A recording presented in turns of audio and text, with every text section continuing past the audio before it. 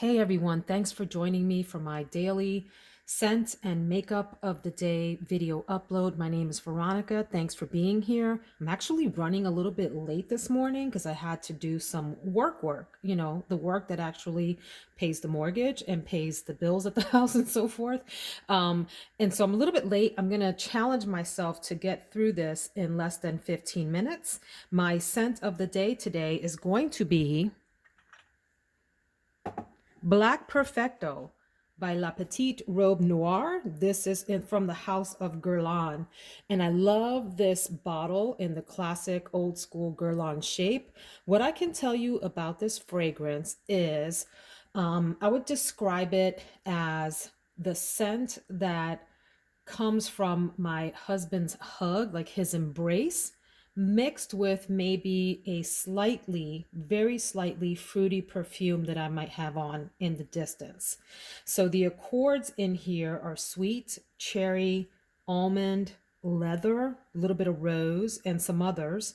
The top notes are sour cherry. I hate that it says sour because there's nothing really sour about this to me. It's a very sort of soft, muted, round, luscious cherry scent, but the cherry in this is really sort of off in the distance. It's not a very prominent note, at least not to my nose.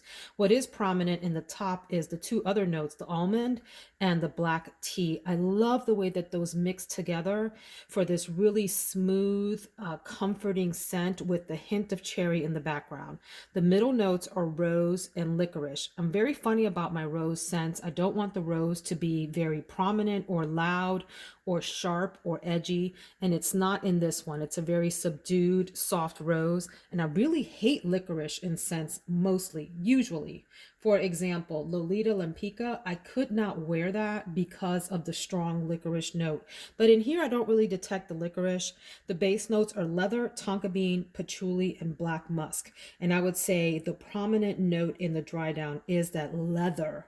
So it gives it this sort of edgy feel. To me, this leans slightly masculine with some feminine hints at the top. And that femininity comes from that cherry, even though it sort of mixes together in the middle and the dry down, and maybe a little bit of that rose and patchouli. Overall, this is a leather hug in a bottle with a hint of fruit in the background. Real soft fruit. It is comforting. It's a little bit on the darker side. I'm sniffing it on myself now. It's not a scent that people would be able to detect as unique or different. In other words, people might be intrigued by this if they hugged you and sniffed it on you and thought, well, what is that? But it's not one of those scents that is like signature, has a signature so that people would say, oh, she's wearing thus and such. It has some mystery to it, and I like that. The perfumer describes this as a leather jacket, a biker leather jacket meets an elegant black evening dress. And I love that description because it does have that sort of edgy biker feel to it. If you think about the sort of the leather, pants and the jacket and throwing a helmet on with your hair flopping around in the wind, but with that sort of feminine wrap around to it. That's not really descriptive. But anyway, that's my scent of the day. Love this. And let's go check out the makeup of the day. So I just doused myself in that fragrance because I love it so much. I have to say, as I'm sniffing it again, even though coconut is not in the notes, that almond, there's something about the almond that reminds me of the coconut mixed when the almond is mixed with that leather. And I'm talking about like the fleshy, milky part of the coconut. So not like the sort of sweeter, more tropical-ish kind of fragrance, but that lactonic, milky, creamy coconut flesh. Oh my God, it's beautiful, but it's subtle. It is not a loud perfume. It will not scream. So I promised that we would try to get past this, not past this, get done with this video in 15 minutes. So here's my makeup wardrobe for today. We're gonna have a lot of fun with this. I've already gotten started with some of the base products, which include, of course, my moisturizer, and then my primer is going to be the Bare Minerals Prime Time primer. This is a silicone I don't know if there's silicone in this, but it behaves like silicone on my skin. It's that sort of kind of gel that does a nice job of blurring things out. Even there on my hand, just alone, you can see that it started to blur things out. My eyeshadow primer for today is the MAC Paint Pot in Soft Ochre. Great waxy base for a really defined high color eye look. I'm going in as usual with the Becca Anti-Fatigue Under Eye Primer before I put on my concealer. So the 3 products I've just mentioned, I've already put on just so I can get going after this video, get this makeup on this face, and go to be a high performer at my job today. My concealer is the Dior Forever Skin Correct, and I have it in the color 2N. Absolutely one of my holy grail concealers. This really looks very natural, goes on really well, dries down so nicely, has a little bit of luminosity on the skin and looks like skin. Foundation is going to be, and you can see that I'm halfway through this sucker. My Dior Backstage Face and Body Foundation in the color 2N. This color is actually a little bit on the light end for me. It works well for me when I'm in the dead of winter, like now, and haven't self-tanned, but I am self-tanned now, so it's too light. So what I'm going to do to correct that, I'm going to actually mix it with this De-Bronzy Anti-Pollution Sunshine Drops. This is from Drunk Elephant, and this basically, you can mix the two together to darken up or bronze up any foundation. Good little product to kind of fix those sorts of things. Moving along, my not my foundation, my powder for today is going to be the Pure 4-in-1 in Golden Medium. This is a mineral powder, pressed mineral makeup, broad spectrum, SPF 15. Looks like that. This is a great, the thing I love about this is that it would make a great foundation. If you don't want to actually go in with like a liquid foundation or anything, you can just use this powder. Just get like a dense, foundation brush and you stamp it all over your face and then buff it out and you got yourself a nice smooth look. So because it is a bit of a heavier powder as a mineral powder, I'm just going to use it to sort of very lightly dust my T-zone to help prevent having too shiny of a face. As I go on today, my bronzer today is going to be from Tarte, and it's the Park Avenue Princess. You guys, this packaging is spectacular. I've never seen, at least on one of these sort of face palettes, packaging that beats this. In fact, that's part of the reason that I purchased this. The other part of the reason is what's inside, which is this lovely selection of contour and bronzing powders. I don't really ever dip into the lighter powders for my face. Occasionally, I may use this more yellow tone one to, dab under my eye area. But for the most part, I stick to these over here. So here's a cool tone one, Princess Cut. And then you have a warmer one, Angle. And then the Carrot and the Crown have a little bit of shimmer in them. I don't know if this is made anymore. I do remember recently seeing this though. I don't know if it was on Sephora or Ulta. So it's January 2021. And I could have sworn that this was discontinued. But I could also swear that I recently saw this because I was shopping. I mean, hello. I was shopping on Ulta. I was shopping on Sephora. It's a favorite pastime of mine. Don't judge me.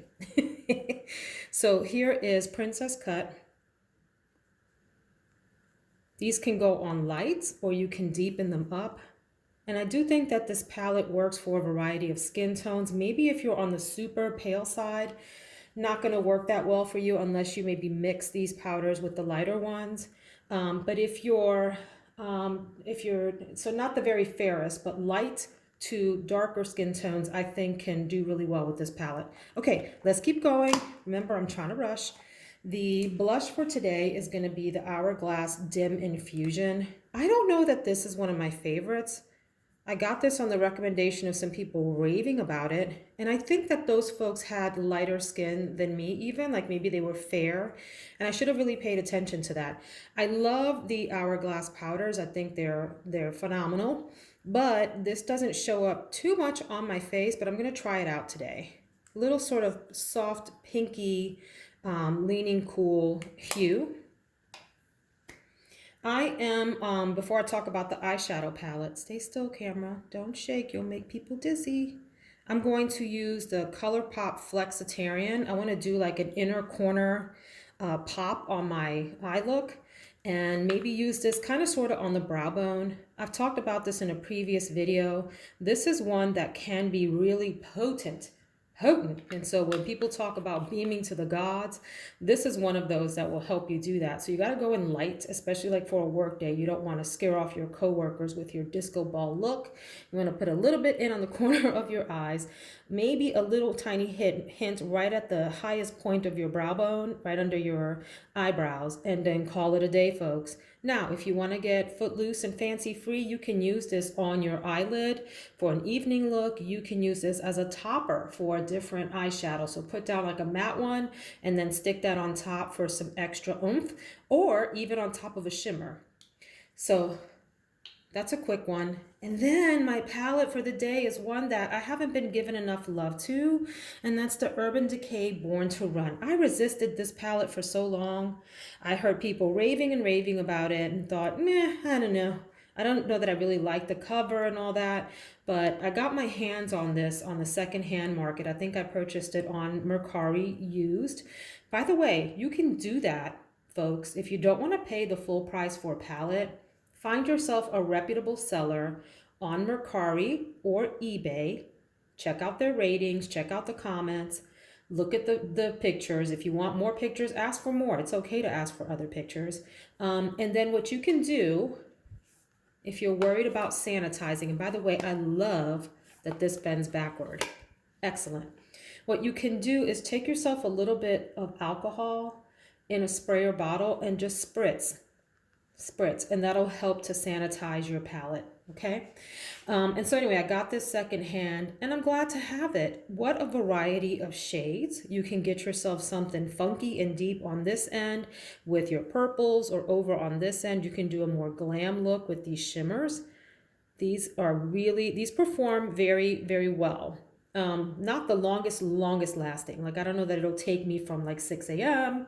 to 10 p.m. when I wash my face, but it will take me through the whole workday and probably into dinner time. You can get some fun sort of fall inspired looks in here. You can keep it nice and clean and mostly focus on the top row here with maybe another color for some depth. There's just so many different ways you can go in here. It has a nice black called Jet, which you can use as a liner. So let me swatch some of my faves. I do like Wild Heart. This is a bit of a drier formula, although it blends out really nicely. So it's not like it feels creamy to the touch. Here's Punk. Isn't that nice and deep? Baja. All right, let's do Ignite. Love that. That is, sorry, I'm not in frame here. Great for fall and, deep winter looks. Still Shot, this more sort of pinky tone. Well, that's not performing well on camera. Did you not want to play with the others? How about Blaze? It's a bit more subtle, but really nice as an all over eyelid shade. Stranded. More gold. So this one's more champagne, that one's more gold. And then let's do some of these over here on the corner. This is Big Sky, a really subtle turquoisey blue. Fun color. And then how about Smog? That's sort of darker, what do we call this? Like an ambery, topaz-y kind of look. Okay, one more and then we're done. Let's do Wanderlust. That's one of the green shadows. So that one goes on a little bit more kind of grayish. It looks green in the pan.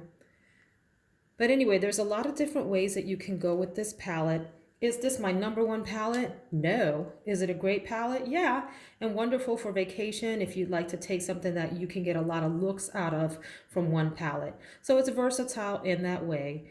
A great, solid palette to have in your collection. Moving along to round this out, my mascara is going to be the Pat McGrath Dark Star Mascara. I'm gonna sculpt my eyebrows a little bit with the Precisely My Brow pencil from Benefit in 3.5.